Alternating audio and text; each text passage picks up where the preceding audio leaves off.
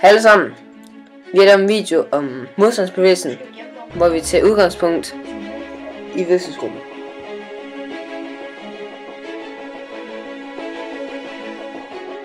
Den danske modstandsbevægelse bestod af flere små grupper rundt om i hele landet, som ville af med det nazistiske styre. Hvidstensgruppen var en familie, som boede på Hvidstenskro.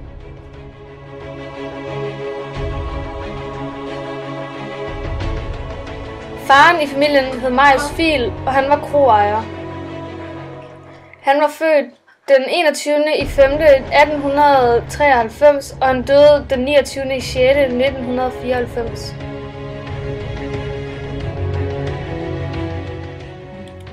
Gudrun Fiel var moren i familien. Hun var Marius' kone. Hun blev født den 18. i 12. 1890, og ingen ved, hvornår hun døde.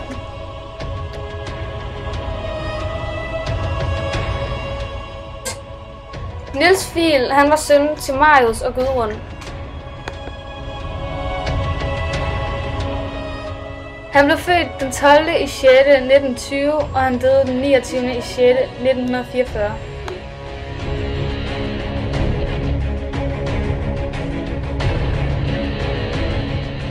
Gerda Fiel var Marius og Gudruns datter. Hun blev født den 30. i 1. 1927, og ingen vidste, hvornår hun døde.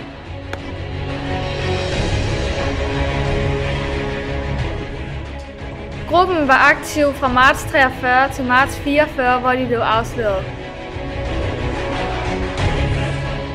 Manden, der oprettede gruppen, hed Marius Fiel. Han boede i Hvidstenskro, som lå i Hvidsten.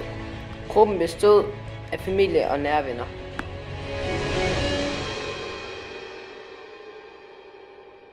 Modstandsgrupperne prøvede især at ødelægge fabrikker eller tog, der transporterede tyske varer eller soldater.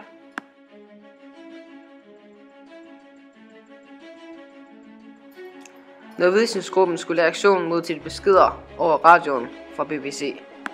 For at Gestapo ikke skulle få det mistanke, havde de et hemmeligt kodeord. Kodeordet var: hilsen til Elias. Lyt igen.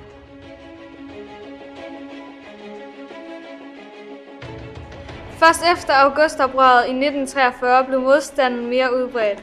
Der var dog stadig ikke mere end få 100 eller 1000 medlemmer af modstandsgrupperne.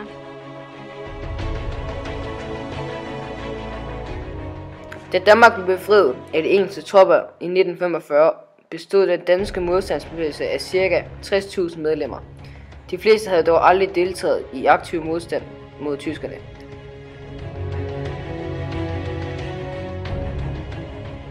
I alt døde der 1.300 danskere på baggrund af modstandsarbejde, hvoraf mange af dem døde i tyske KZ-lejre.